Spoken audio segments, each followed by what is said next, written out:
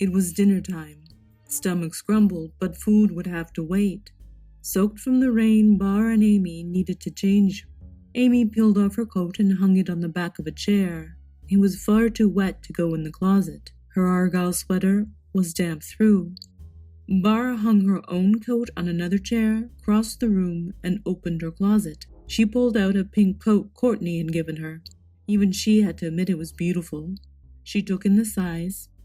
Amy was a bit taller, but it should fit her just as well. Ugh, Bara faked disgust. Courtney picked this out. It's not that bad. I kind of like it. You like it? You wear it. Bara threw the coat on Amy's bed. I can't take your clothes. Please, take it. You'd be doing me a favor. Amy stroked the soft wool. She did need a new coat. You're sure? Bara waved it off. I'll never wear it. It cost a bundle, probably. Courtney doesn't buy anything, unless it's expensive. Someone should wear it. Won't your stepmother be angry? I have like a half a dozen coats. It won't be missed. Besides, it's pink. Everyone but Courtney gets the fact I don't like pink. But you do. You should have it. Amy immediately hung up her new treasure. She smiled, feeling the soft wool one last time before closing the closet door. By far it'd be the nicest thing in her wardrobe. Seeing the pleasure her friend took in the gift, Bara smiled too. They finished changing. Bara was done first. Her book bag was on the bed. She crossed the room and sat down next to it. While Amy was distracted with her unruly hair, Bara reached in and took out the diary. Amy finished. Let's go, she said brightly. I'm really not hungry, Bara countered. I might skip it. Maybe you could just bring me back a sandwich? That thing can wait, Amy chuckled. Dinner. Now. Bara still didn't move. Amy crossed the room, took the diary from her grip, and placed it on her desk. She pulled Bara from the bed and pushed her out the room.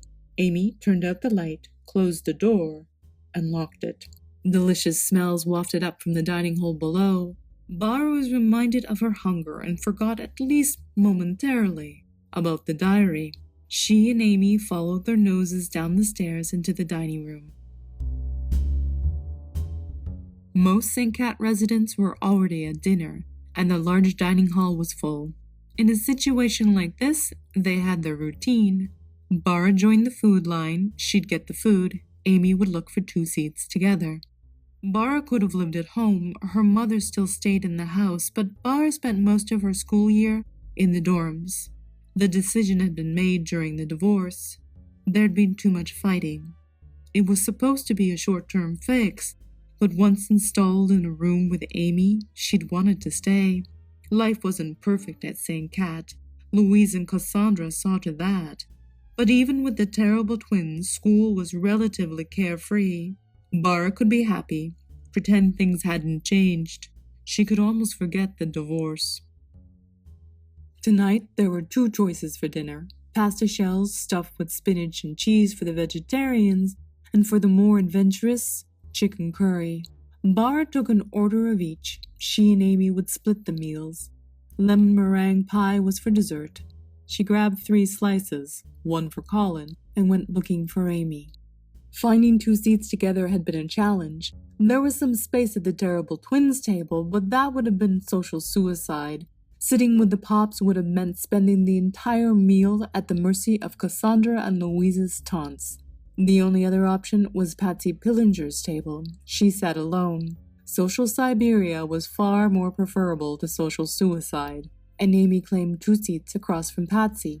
With no real friends, Patsy spent most of her time with her books. Not taking her eyes from the page, she shoveled pasta into her mouth. Spinach fell onto a crisp page. She took no notice of Amy sitting across the table, but when Bara sat down with her overloaded tray, she looked up and smiled a very large smile. Too large and too teethy to be attractive, but genuine. Almost endearing. Hi, Bara, Patsy chirped. Her smile grew wider. For some reason, Patsy really liked Bara. Hey, Pats, Bara returned through a yawn. The lack of sleep from the night before was really catching up to her, and Patsy was partly to blame. Bara had woken early from her dreams and gone to bed late because of Patsy. Bara and Amy were in the room next door. It wasn't unusual to be woken up by loud banging and odd smells. They'd run next door. There'd be Patsy, loopy as all, her current roommate, cowering in the corner, looking for a chance to make a break for it. Uncharacteristically, Den-Mother had recently admitted defeat and allowed Patsy to bunk alone. But as it turned out, Patsy didn't need an audience. Calling on the spirits of the forest, Patsy's voice easily carried to the Terrible Twins table, with predictable results. Pop entourage in tow, Cassandra and Louise stood up and sauntered over.